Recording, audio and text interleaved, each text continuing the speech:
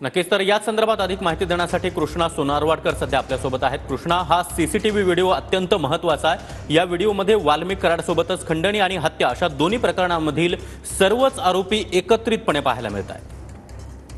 सागर, खरं तर सीआयडीने जो काही गुन्हा दाखल केलेला होता किंवा त्यामध्ये दोन वेगवेगळे गुन्हे दाखल करण्यात आलेले आहेत। त्यामध्ये एका गुन्ह्यामध्ये फक्त तिघांनाच आरोपी बनवण्यात आलेला आहे, ज्यामध्ये विष्णू चाटे, सुदर्शन खुले आणि वाल्मिक कराड या तिघांचा समावेश आहे। मात्र हत्येच्या प्रकरणामध्ये या सर्व आरोपींना आरोपी बनवण्यात आलेला आहे। मात्र खंडणी ज्यावेळी मागितली म्हणजे 31 नोव्हेंबर 2024 ला जो काही खंडणीचा फोन गेलेला होता तो फक्त वाल्मिक कराड आणि विष्णू चाटे या दोघांच्या उपस्थितीत नाही, तर त्यावेळेला सगळेच आरोपी हे एकमेकांच्या सोबत होते असं या सीसीटीव्ही मध्ये स्पष्ट होत आहे। त्यामुळे आता खंडणीच्या प्रकरणामध्ये सुदर्शन खुले, विष्णू चाटे आणि वाल्मिक कराड या तिघांच्या व्यतिरिक्त आणखी काही आरोपी पाहणं महत्त्वाचं। सगळ्यात महत्त्वाचं, ज्यावेळेला ही खंडणी मागितली जात होती, हा सगळं गट रचला जात होता, त्यावेळेला एक पीएस आहे।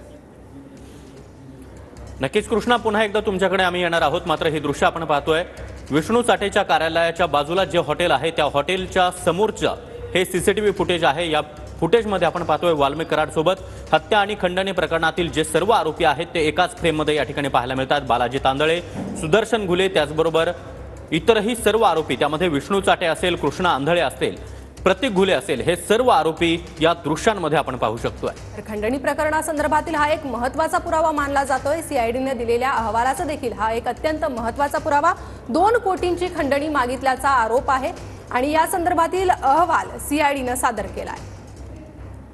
आणि